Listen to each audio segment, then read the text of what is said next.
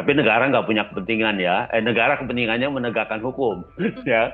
Bukan kalau umpamanya ada ganti rugi, negara kebagian juga. Ketika mereka bertemu, mungkin ada kesepakatan, bukan mungkin, pasti ada kesepakatan, ya. Sehingga terjadi oke lah, umpamanya walaupun dibilang tidak minta maaf, tapi Hmm. mungkin secara substansi yang terjadi itu. Ya mungkin juga dikualifikasi ini juga sebagai bagian dari pencemaran gitu ya. Nah karena itu kemudian bisa bisa diindividualisir menjadi perkara yang bisa di SP3 kan, karena dianggap konfliknya dilokalisir hanya menjadi konflik Pak Jokowi dan Egy Sujana CS. Tribuners di tengah sorotan publik soal restoratif justice kasus ijazah Jokowi untuk dua tersangka Egy Suyana dan Damai Harilubis, perkembangan terbaru kini juga datang dari klaster kedua. Penyidik telah memeriksa sejumlah saksi ahli yang dihadirkan untuk meringankan kubu Roy Suryo dan kawan-kawan. Menariknya, ahli yang dihadirkan bukan hanya dari bidang hukum, tapi juga geodesi hingga bedah syaraf. Di satu sisi, negara kemudian membuka ruang damai lewat restoratif justice. Di sisi lain, strategi pembelaan hukum ditempuh lewat narasi keilmuan lintas disiplin. Lalu di mana batas antara penegakan hukum, kebebasan berekspresi, dan upaya rekonsiliasi dilihat? Kemudian apakah semua ini masih berada dalam koridor hukum pidana yang sama? Saya akan membahasnya dalam Tribunson Fokus kali ini. Tribuner sudah tersambung melalui sambungan Zoom bersama dengan saya. Ada ahli hukum pidana, Bang Abdul Fikar Hajar. Terima kasih banyak Ya, menyempatkan waktunya. Kita kembali berdiskusi kali ini topiknya masih mengenai deretan panjang perkara kasus ijazah Jokowi yang sudah masuk ke tahun 2026, Bang Fikar. Sebelum kita masuk lebih dalam, ya. mungkin saya ingin minta pengantar terlebih dahulu dari Bang Fikar mengenai apa itu sebenarnya restoratif justice begitu ya, dan bagaimana konsep restoratif justice ini dipahami dalam hukum pidana di Indonesia, Bang. Ya, oke. Apa namanya? Ide ini sebenarnya lahir dari pemikiran sosiolog hukum, yaitu Pak Sacipto Raharjo. Ya, Sacipto Raharjo itu guru besar di Universitas Diponegoro. Ya, dalam beberapa wacana tulisannya itu menjelaskan mengenai restoratif justice ini. Nah, restoratif justice ini muncul ketika terjadi dalam konflik pidana gitu ya. Kalau kalau di dalam konflik perdata, ya konflik orang yang bersifat privat gitu ya, apakah soal rebutan hak milik, ya, soal hutang piutang dan sebagainya, eh, it, namanya perdamaian gitu. Artinya ada satu titik di mana para pihak merasa terpenuhi, apa namanya, merasa terakomodasi kepentingannya. Nah itu disitulah sebenarnya terjadi perdamaian. Nah dalam konteks hukum pidana atau penegakan hukum pidana kan yang konflik itu di samping para pihak dalam hal ini pelaku dan korban gitu ya, juga di tengahnya ada negara, ya, negara melalui hukum pidana namanya. Nah, jadi hukum pidana dan hukum acara pidana itu perwakilan negara yang masuk ke dalam konflik privat sebenarnya, gitu ya, karena konfliknya bernuansa ada pelanggaran kepentingan umumnya. Nah, karena itu kemudian negara masuk melalui penegakan hukum pidana. Nah, penegakan hukum pidana itu dilakukan apa namanya dengan tata cara yang diatur sepenuhnya dalam hukum acara pidana, ya, baik dalam tingkat penyidikan, ya, penuntutan maupun di peradilan, ya, maupun nanti di tingkat upaya hukum dan seterusnya. Nah, apa namanya? eh, Jika semua kasus atau semua sengketa pidana ini disidangkan, ya, di samping lembaga pemasyarakatan itu penuh ya, dengan apa para pelanggar hukum gitu ya, eh, apa kos yang akan dikeluarkan oleh negara juga terlampau besar gitu, Hmm. meskipun memang itu menjadi tanggung jawab negara gitu. Nah karena itu kemudian timbul bagaimana di dalam penyelesaian atau penegakan hukum pidana ini diperkenalkan satu cara yang di satu sisi tidak mengenyampingkan penegakan hukum, gitu ya, tapi di sisi lain tercapai rasa keadilan. Karena tujuan penegakan hukum pidana itu adalah selain kepastian hukum juga keadilan, gitu ya. Kalau sepertinya sama saja di perdata juga seperti itu, ya. Tapi di perdata itu bisa dipotong itu tadi dengan kesepakatan para pihak selesai, gitu. Tetapi kalau di pidana ya kan ada kepentingan umum yang terlanggar. Kepentingan umum artinya bahwa meski korbannya itu hanya 1-2 orang gitu ya di dalam pidana, tetapi yang dilanggar itu kepentingan umum. Artinya kalau tidak dilakukan penegakan atau penindakan terhadap pelaku, maka tidak mustahil pelaku akan bisa melakukan hal yang sama kepada orang lain atau di waktu-waktu yang lain. Nah, karena itu kemudian hukum pidana ini menghukum gitu ya bahwa kamu melakukan atau seseorang itu melakukan tindak pidana yang harus dihukum. Nah, tetapi itu tadi konsekuensi selanjutnya adalah bahwa ada proses yang panjang, kemudian akan penuh itu lembaga pemasyarakatan, ya, dan seterusnya. Dan itu cost juga buat negara. Nah, karena itu kemudian restoratif justice ini diperkenalkan, ya, diperkenalkan bagaimana hukum tetap ditegakkan, tetapi kepentingan para pihak itu terakomodasi. Nah, itu sebenarnya ininya goalnya dari restoratif justice itu di situ. Nah, karena itu restoratif justice diperkenalkan dengan KUHP yang baru ini. Kalau KUHP yang lama sebenarnya belum ada. Ya, dengan KUHP yang baru itu dimungkinkan, gitu ya. Dimungkinkan selain perkara-perkara yang bersifat yang berdimensi privat, tapi juga dibatasi perkara-perkara yang ancaman hukumannya 5 tahun ke bawah, gitu. Ya, jadi kalau yang ke atas, mau pembunuhan, penganiayaan berat, itu nggak bisa di restoratif justice. Yang di restoratif justice-nya kerugiannya, gitu. Tapi kelakuannya atau tindakannya, perbuatannya tetap harus disidangkan, gitu. Harus dihukum secara pidana. Nah, karena itu kemudian restoratif justice ini dibatasi oleh undang-undang bisa dilakukan pada tindak pidana yang ancaman hukumannya 5 tahun ke bawah, gitu. Nah, intinya bagaimana terdapat kesepakatan di antara para pihak. Pihak di sini adalah pelaku dan korban serta negara, gitu. Karena kalau pidana di tengahnya ada negara. Nah, negara kalau di penyidikan namanya polisi, penyidik, ya. Kalau di penuntutan namanya jaksa penuntut umum. Nah, karena itu kemudian ini bisa dilakukan, ya, bisa dilakukan bahkan sejak awal di pidana itu ada tingkat penyelidikan. Penyelidikan itu tugasnya adalah memastikan ada peristiwa hukum pidana atau tidak. Itu namanya penyelidikan, gitu ya. Nah, di penyelidikan ini ya sekarang yang terjadi banyak di tingkat penyelidikan. Ya, jadi belum jadi perkara, mereka sudah tercapai perdamaian atau sudah tercapai satu kesepakatan yang restoratif, gitu, yang bisa mengakomodasi kepentingan para pihak di dalamnya, gitu. Tapi negara nggak punya kepentingan, ya. Negara kepentingannya menegakkan hukum, ya. Bukan kalau umpamanya ada ganti rugi, negara kebagian juga, bukan begitu, ya. Jadi kalau ada umpamanya penyelesaian restoratif justice di penyelidikan atau penyidikan, ya, bukan berarti umpamanya para pihak ada juga umpamanya akomodasi terhadap negara, umpamanya dalam ini penyidik dan penyelidik, gitu. Nggak begitu, ya. Itu jelas penyimpangan, korupsi itu namanya kalau mereka juga mau juga, ya. Nah, karena tugas mereka adalah memang melakukan penyidikan itu. Nah, karena itu ketika restoratif justice itu dipilih oleh para pihak, ya, sebenarnya kata yang paling sederhananya adalah perdamaian, gitu sebenarnya, ya.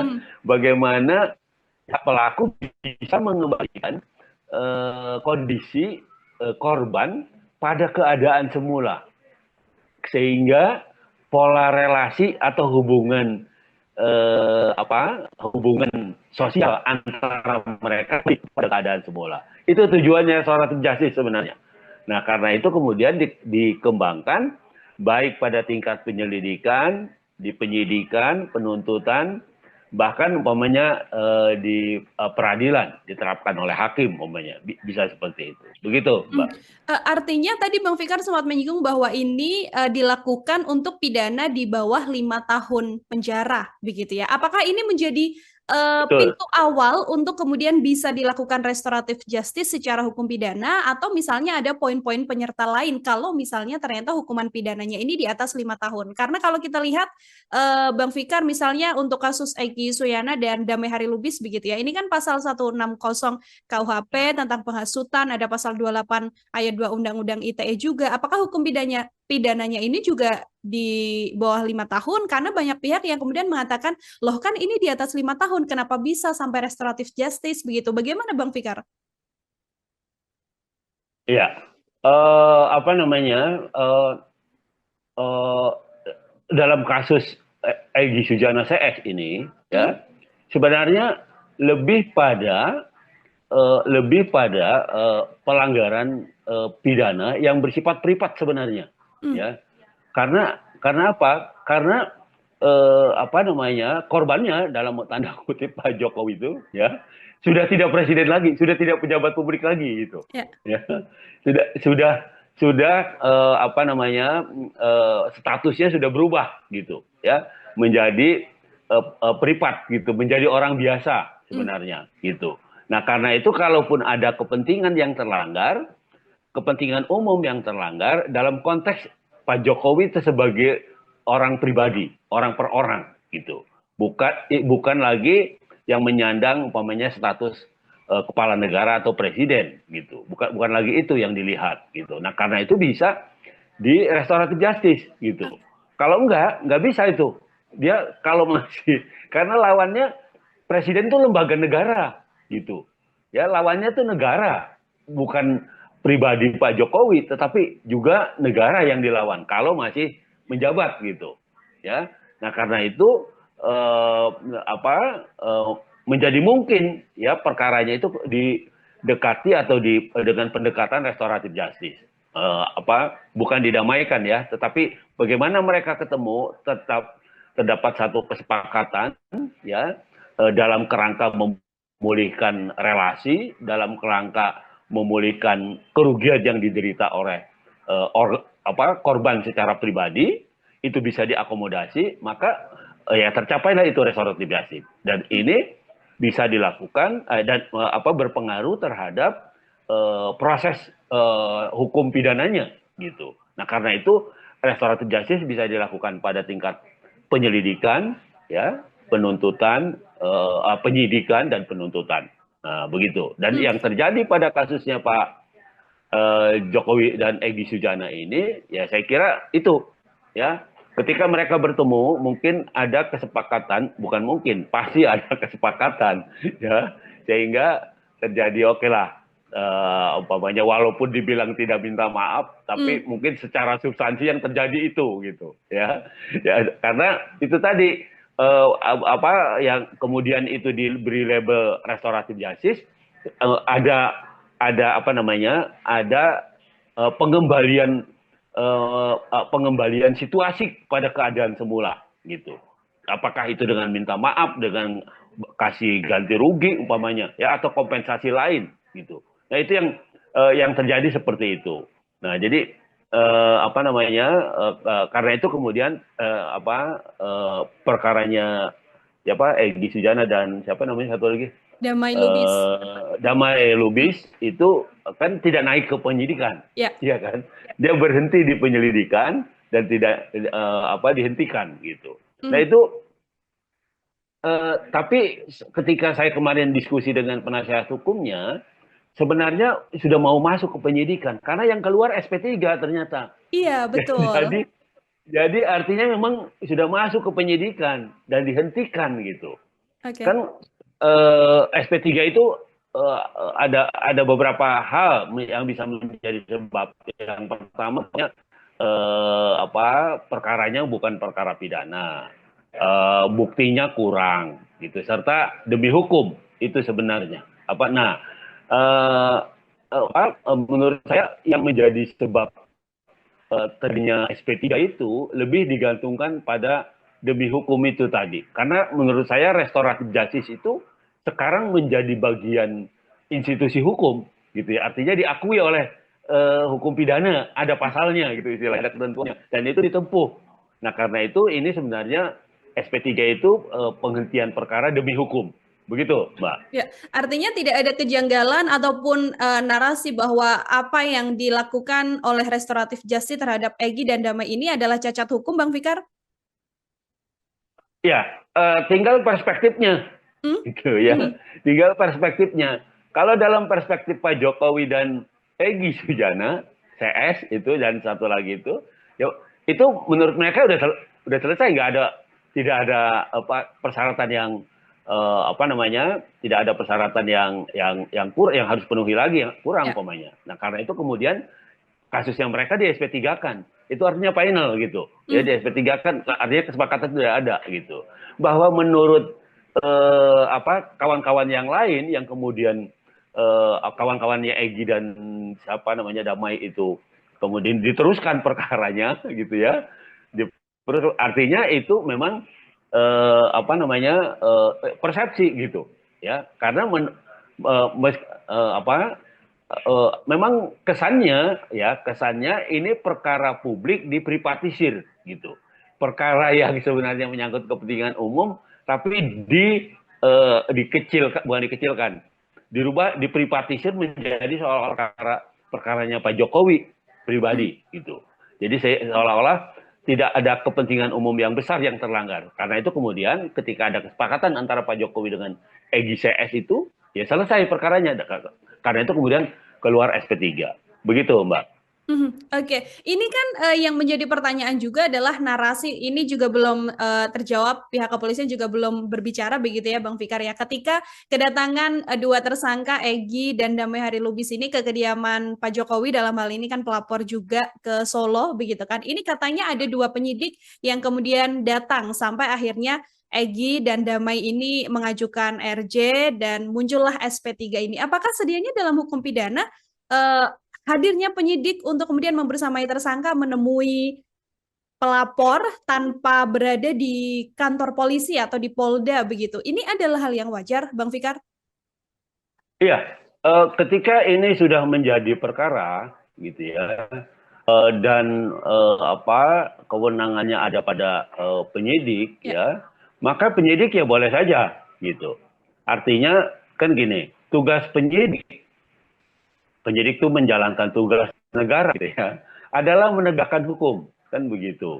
Tetapi kalau di antara para pihak ini apa terjadi perdamaian gitu atau kesepakatan untuk mengakhiri konfliknya gitu ya, maka penyidik ya dalam hal ini kepolisian dia akan melihat sejauh mana apa namanya perdamaian ini bisa menutup pelanggaran terhadap kepentingan umumnya Hmm. gitu, ya kan, terhadap kepentingan umumnya. Artinya ada ketentuan-ketentuan yang bisa apa namanya dinetralisir atau dihilangkan gitu ya, karena adanya perdamaian ini. Nah karena itu kemudian mereka hadir sebagai bagian dari negara gitu. Nah apakah mereka bisa gitu ya? Ya kan sebenarnya gini, eh, sepanjang kan di undang-undang itu sepanjang ancamannya 5 tahun ke bawah bisa gitu ya, Ya. silakan aja damai selesai gitu, bisa dicabut gitu, apalagi perkaranya umpamanya delik aduan gitu. Ini bukan delik aduan ya, kalau pencemaran nama baik itu delik aduan yang aduannya sewaktu-waktu bisa dicabut gitu Mhm. ya kalau pencemaran nama baik. Tapi ini lebih pada mungkin apa namanya ya mungkin juga dikualifikasi ini juga sebagai bagian dari pencemaran gitu ya. Nah karena itu kemudian bisa bisa diindividualisir menjadi perkara yang bisa di SP3 kan, karena dianggap konfliknya dilokalisir hanya menjadi konflik Pak Jokowi dan Egy Sujana CS, tidak lagi menyangkut umpamanya kalau konflik kepentingan negara mungkin udah nggak ada karena Pak Jokowi sudah bukan pejabat negara ya, ada kepentingan umumnya. Nah, mungkin dengan terjadinya kesepakatan di antara mereka, kepolisian menafsirkan bahwa sudah tidak ada lagi kepentingan umum yang terlanggar. Nah, karena itu kemudian dia menutup dengan SP3. Padahal sebenarnya kalau polisi juga mau terus nggak ada masalah gitu. Ya, maksud saya tidak di SP3 kan, ya silakan kamu baik-baik gitu. Tapi perbuatan pidananya sudah terjadi. Saya akan terus menyalurkan ke penuntutan dan ke pengadilan umpamanya. Bisa saja umpamanya polisi bersikap seperti itu juga bisa gitu. Ya, bahwa ada perdamaian di antara mereka, ini yang nanti kalau sampai ke pengadilan, dalam konteks pengadilan itu yang menjadi hal yang meringankan gitu. Perdamaian itu kan sebenarnya walaupun tidak disebut di dalam, walaupun mereka tidak akan mengakui bahwa pernah terjadi satu peristiwa yang bisa dikualifikasi pidana gitu ya, tetapi kalau sampai ke pengadilan ada perdamaian, itu artinya ada pidana gitu ya. Kan sebenarnya perdamaian itu akibatnya ya, akibat kerugiannya yang bisa didamaikan itu kerugiannya. Ya, perbuatannya itu urusan negara sebenarnya, perbuatannya itu urusan negara menegakkan gitu. Nah, maka hakim akan melihat karena sudah ada perdamaian, maka meskipun orang itu dinyatakan bersalah gitu ya, tetapi karena sudah ada perdamaian, maka umpamanya dia tidak harus menjalankan hukumannya, umpamanya seperti itu gitu. Ya, jadi kalau dulu di KUHP yang lama itu dikenal dengan hukuman percobaan. Jadi berapapun orang dihukum, kalau disebut ini hukuman percobaan, mereka nggak menjalankan. Ya, tidak menjalankan, tapi ada waktu tertentu untuk membatasi. Kalau mereka menjadi melakukan perbuatan itu, mereka langsung masuk gitu. Si terpidana itu langsung masuk gitu. Nah, itu kalau dulu. Nah, sekarang juga ada ternyata dipakai itu yang kemarin terhadap si siapa yang perempuan itu, si siapa namanya yang wanita itu. Nah, itu juga digunakan tuh modus itu. Ya, jadi sudah ditahan 6 bulan atau 7 bulan, kemudian diselesaikan perkaranya, dikeluarkan, dianggap oleh hakim dia tidak perlu menjalankan lagi. Hukumannya disesuaikan dengan tahanan yang pernah dijalankan, umpamanya. Karena itu kemudian dia tidak perlu menjalankan lagi, gitu. Nah, itu juga bisa masuk dalam kategori restoratif justice juga, gitu ya. Di tingkat pengadilan itu bisa juga dinyatakan seperti itu. Begitu, Mbak. Oke, tapi yang untuk kali ini sudah ada 2 tersangka ya. Di klaster pertama artinya Bang Fikar yang kemudian sudah restoratif justice dan SP3 juga untuk 2 orang, Egy dan juga Damai Hari Lubis. Tapi berbeda kemudian Bang Fikar, bagaimana nasib dari 3 tersangka di klaster kedua, karena kan yang di klaster kedua ini kasusnya pada akhirnya sudah dilimpahkan ke kejaksaan pada 13 Januari kemarin. Nah, yang juga kemudian mungkin menarik untuk kita diskusikan adalah kemarin ini ada 3 saksi ahli meringankan yang kemudian hadir untuk menjalani pemeriksaan di Polda Metro Jaya. Dengan adanya 3 saksi meringankan ini di kondisi kasus yang sudah dilimpahkan ke kejaksaan ini, seberapa besar pengaruhnya pada kasus yang mereka jalani, Bang Fikar? Iya, kan gini, perkara pidana itu ya. Kalau di Amerika itu, di negara-negara common law itu tidak ada perbedaan eh, tidak ada perbedaan menyolok antara perdata dengan pidana. Sifatnya adversary. Dua-duanya bisa mengajukan argumen. Kamu salah, kamu tidak salah. Ketika negara bilang kamu salah, dia mengeluarkan saksi-saksi dan ahli-ahli untuk menyatakan terdakwa salah, ya, tersangka salah. Si tersangka juga punya hak, karena ini sistemnya adversary, punya hak mengajukan saksi yang meringankan. Saya tidak salah. Ini Bu, ini saksi-saksi saya. Nah, itu hukum acara pidana kita sebenarnya belum mengatur itu, tapi mengarah ke sana, gitu ya, dengan hak pembelaan. Jadi terdakwa boleh mengajukan yang namanya pembelaan itu bisa dilakukan dari tingkat penyelidikan sampai penyidikan sampai kemudian, maka itu bisa terjadi gitu. Artinya mereka bisa mengajukan saksi-saksi yang menurut mereka bisa meringankan atau membebaskan pembahasan mengenai perbuatannya yang oleh jaksa, oleh negara dianggap pidana gitu. Nah, itu boleh saja gitu. Ya, artinya tersangka atau terdakwa pun ya punya hak untuk mengajukan saksi-saksi. Karena itu saya bilang hukum acara pidana kita bergeser kepada sistemnya, kepada adversary. Jadi negara tidak hanya kuat sendiri menuntut warga negara yang dianggap melanggar kepentingan umum, tapi tersangka atau terdakwa juga punya hak untuk mengajukan pembelaan dalam konteks bahwa dia tidak melakukan perbuatan ini dengan hak untuk mengajukan baik saksi maupun ahli atau bukti lain yang meringankan istilahnya. Nah, itu yang terjadi sekarang ini itu. Jadi menurut saya ada pergeseran dari sistem civil law ke arah common law gitu. Jadi kalau dulu di dalam hukum acara pidana itu negara berhadapan dengan warga negara, ya bukan berhadapan, negara menuntut warga negara, sekarang menjadi negara berhadapan dengan warga negara. Karena berhadapan itu kan kedudukannya menjadi sama gitu. Nah, karena itu warga negara yang dianggap melanggar hukum, dia punya hak mengajukan baik saksi fakta maupun saksi ahli yang dapat meringankan bahkan membebaskan tuduhan negara kepada dia. Begitu. Yang terjadi seperti itu. Begitu, Mbak. Kalau dengan kasus yang sudah kemudian masuk ke kejaksaan dengan hadirnya saksi ahli ini bagaimana kemudian dampaknya Bang Fikar? Apakah kemudian ini bisa mempengaruhi di tahapan tertentu atau nanti juga pada akhirnya akan masuk ke pengadilan dan itu juga akan meringankannya di bagian pengadilan atau seperti apa? Ya, jadi sebelum 14 hari menurut KUHAP ya, sebelum 14 hari penyerahan, ya, maka kewenangan masih ada pada polisi. Penyidik maksudnya ya. Di sini kan penyidik, ya, polisi aja kan ya, penyidik. Mas kewenangan ada di penyidik. Artinya keterangan yang diajukan oleh tersangka itu harus dia buat pemberkasan sedemikian rupa dia susulkan yang dia sederhanakan kepada jaksa. Karena dalam waktu 14 hari ini namanya kalau dalam itu pra penuntutan. Jaksa juga bisa mengembalikan.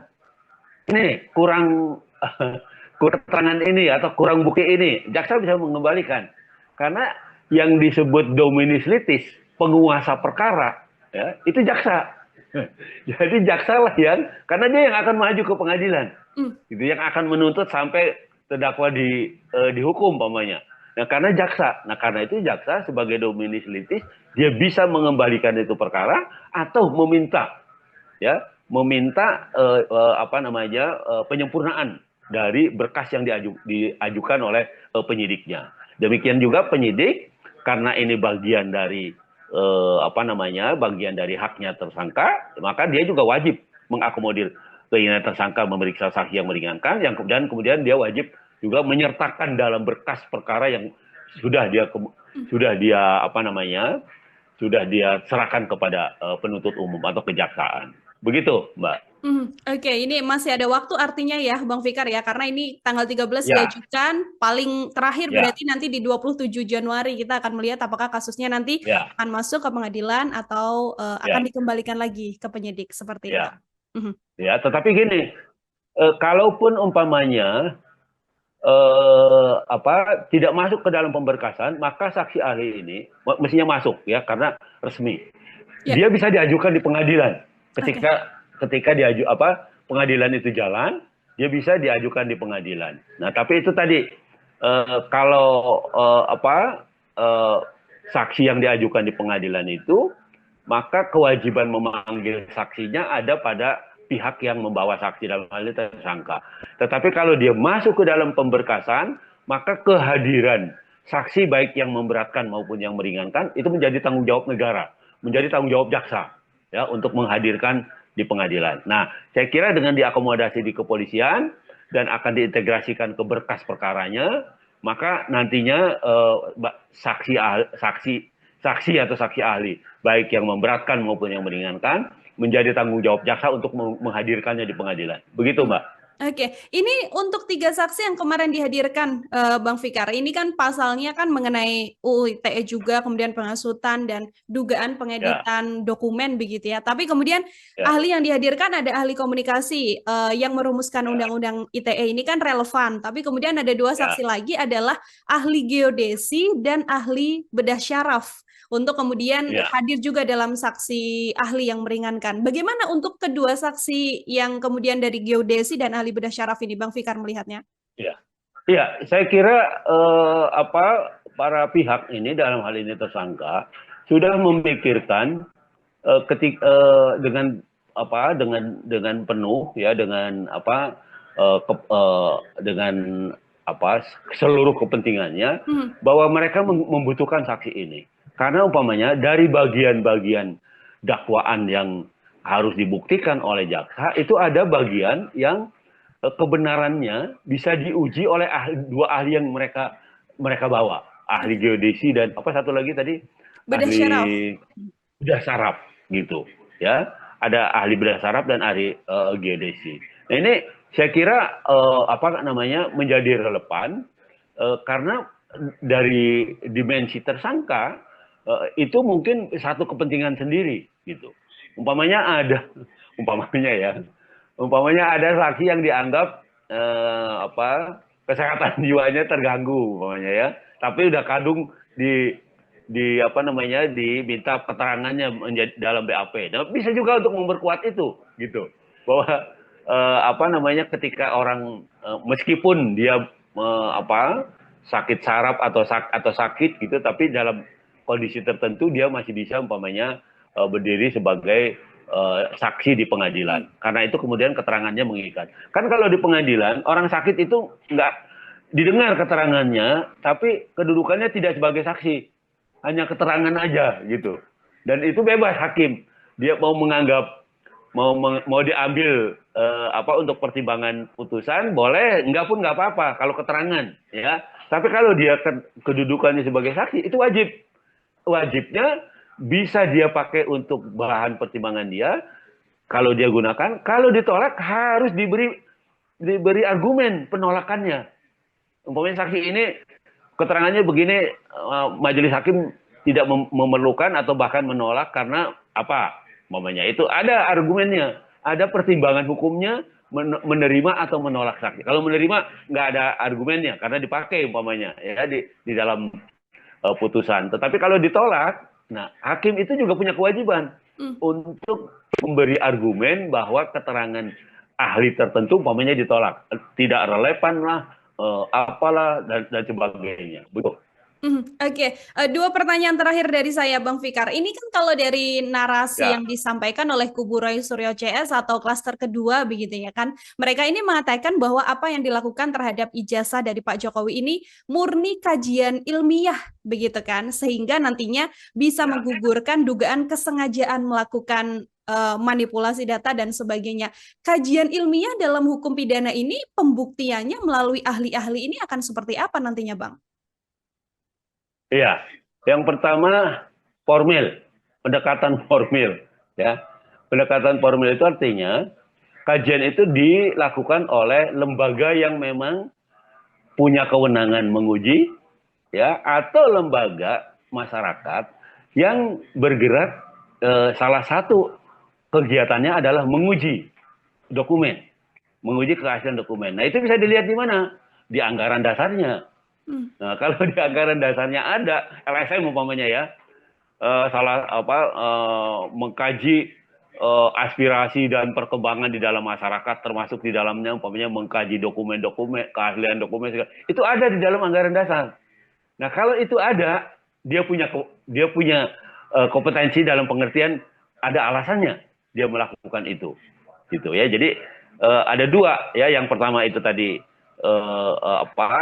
yang punya kewenangan itu lembaga yang memang punya kewenangan gitu ya. Lembaga itu bisa lembaga resmi, bisa juga lembaga yang didirikan oleh masyarakat, ya LSM umpamanya. Atau kelompok studi atau perorangan yang memang punya kapasitas melakukan pengujian itu. Nah, itu juga bisa diakomodir gitu. Artinya dia punya punya eh, bukan kewenangan di bawah, punya kemampuan untuk menguji, dan dalam konteks negara demokrasi hak untuk mengemukakan pendapat, nah itu ditempatkan kemampuannya di situ. Pendapat dia dituangkan didasarkan pada kemampuannya menguji dokumen umpamanya. Nah itu bagian dari eh, mengemukakan pendapat dalam konteks demokrasi. Nah jadi bisa dua itu, bisa lembaga khusus, bisa juga masyarakat secara bebas, tapi didasarkan oleh kompetensi gitu, oleh kewenangan oleh kemampuan dan kewenangannya, baik yang bersifat formal maupun informal umpamanya ya, entah kursus apa gitu ya. Nah itu dibolehkan. Artinya ada ketika hakim harus mempertimbangkan apakah hasil kajian seseorang ini bisa dirumuskan sebagai perbuatan mencemarkan nama baik, perbuatan tidak menyenangkan atau apapun gitu ya. Maka dilihat itu ini kondisi orangnya, ya, kedudukan orangnya. Apakah orang ini dalam kapasitas sebagai peneliti? Nah, gitu. Apakah dalam kapasitas peneliti dia punya bukan kewenangan. Kalau kewenangan itu punya kemampuan untuk meneliti dokumen dan sebagainya. Nah, kalau itu bisa dibuktikan, maka yang dilakukannya itu adalah demi hukum, memang dilindungi oleh hukum, bahwa mereka memang punya kompetensi untuk itu. Begitu, Mbak. Lalu di momen mana atau di poin mana, Bang Fikar, ketika seseorang yang tadi disampaikan memenuhi unsur sebagai peneliti yang punya kemampuan untuk melakukan kajian ilmiah, begitu ya, ini bisa dianggap melanggar hukum pidana dan pasal-pasal yang ditersangkakan dari penyidik ini masuk dan kemudian bisa menjerat mereka? Iya, kan begini, kajian kewenangan baik mengenai gelar dan sebagainya, kewenangan itu pada fungsi yang melekat pada orang gitu ya.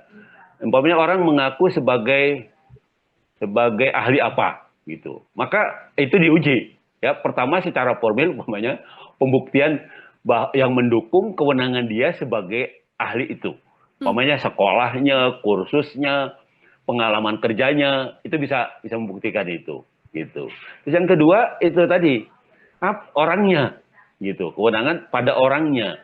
Apakah orangnya ini punya kewenangan menggunakan kemampuannya itu gitu ya pada tempat yang benar, pada pada